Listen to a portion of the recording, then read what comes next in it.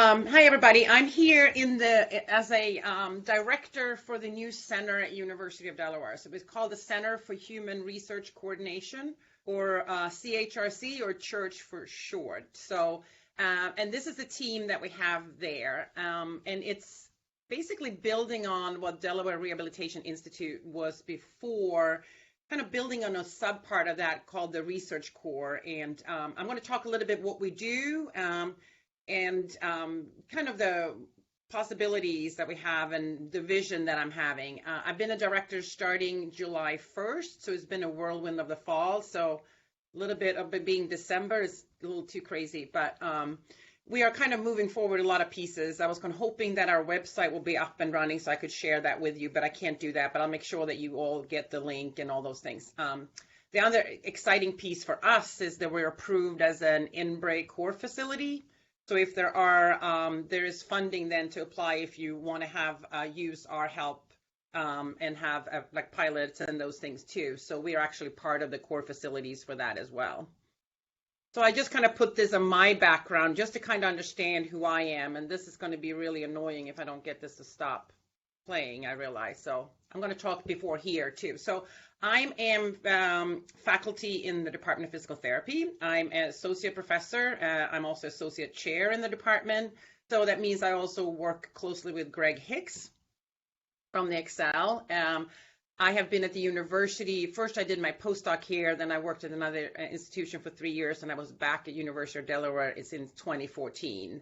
I have been probably like 65% of my time is research. So currently I have one R1, one R21, and an R37 grants that we're doing, and as a co-investigator another R01. So we have a lot of research going on. So one of the clinical trials that I started with, I really got involved through the DRI with the REST Corps, with the team that I'm now leading. So I really, when I started at University of Delaware, needed help in mainly kind of getting recruiting patients, but also a lot of the patients are calling, scheduling them, making sure they're coming back for their follow-up appointments, and organizing that piece that I did not want my PhD students to do.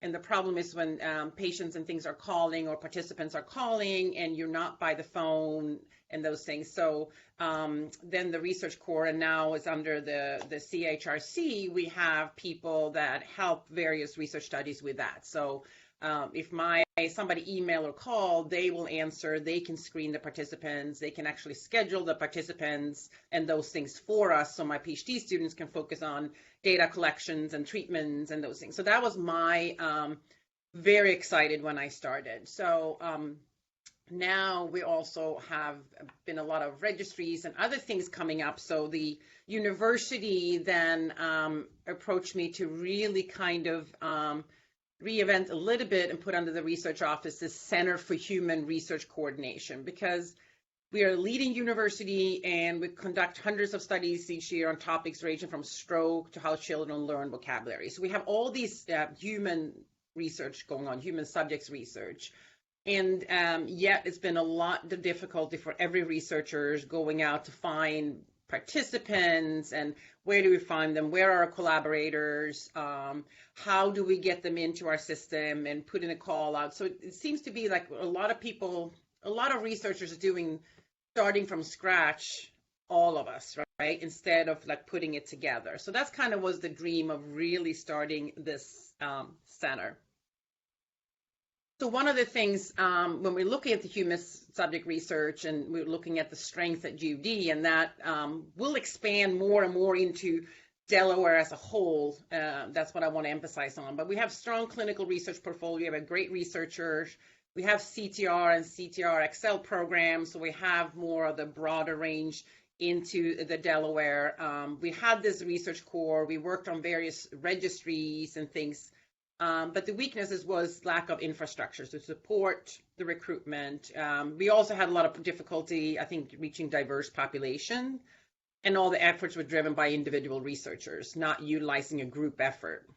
And we also lack a registry and associated websites to describe and inform about the research at University of Delaware. So those are kind of the things that I saw was a lot of the weaknesses that we needed to look at. So this is kind of what we put together that we will help research subject recruitment. We will we'll help out with the logistics that I described earlier, and that includes screening, scheduling, transportation, reimbursement. We're also helping out with registries, and then we're doing REDCap database construction and REDCap education and training and data server maintenance and hardening and security for the university. So the REDCaps that's being used are all housed under us at this point, and we are handling that, so we can either help people set up their REDCap databases or do training for people to be able to do that on their own. So the exciting part, I think, for the broader is that we're really looking at how can we be better at recruitment and finding, because the biggest issue we have is we need to have participants that we can contact that might be eligible for our studies. So the first step that we're working on right now, and I don't think I didn't. We are working with Research Match. I don't know if anybody has heard of that. That's a national registry for participants that are interested in participating in research. And we are working on becoming an institution affiliated with that, which what that would mean if University of Delaware was that we have, if you're applying for an IRB, and I'm going to get to people that's outside of University of Delaware too, you will be eligible then through the IRB, if you have an IRB approval, to recruit via Research Match. You will contact us. We will make sure all the documents are appropriately, and then you can actually go to Research Match and get people that have signed up that you can contact. So that could be if you're doing like a virtual study and things too, you can reach people across the United States.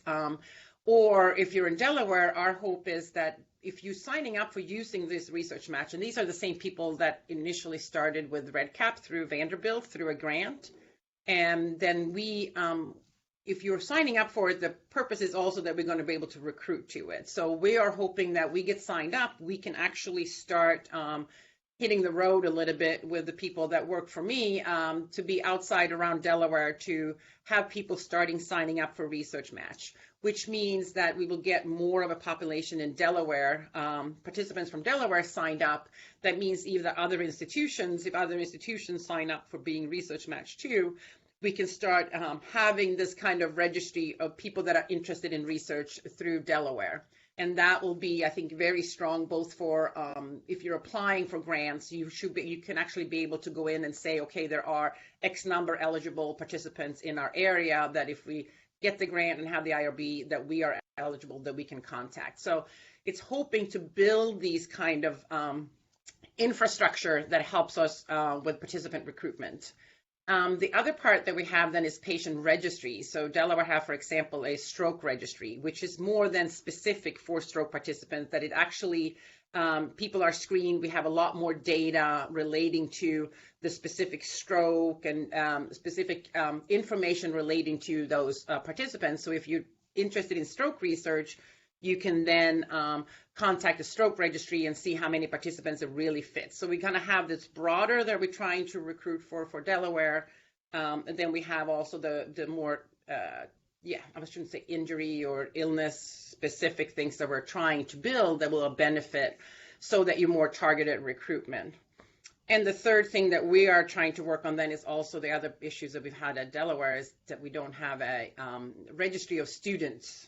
Right? So we want healthy students to be able to sign up for research. That gives them the opportunity to participate in research, and also is an easier way to start recruiting students through that area. So those are the kind of things that we're working on. And once people have their studies, or we can even work with everybody, researchers, as they working on the grant, we try to come in early and say, these are the things we can do, so we can help you with the budget, for the planning, for those kind of things that help with the recruitment and the logistics and the registries. And then on the other hand, I said too that we're working a lot with the database construction and maintenance to try to really have education.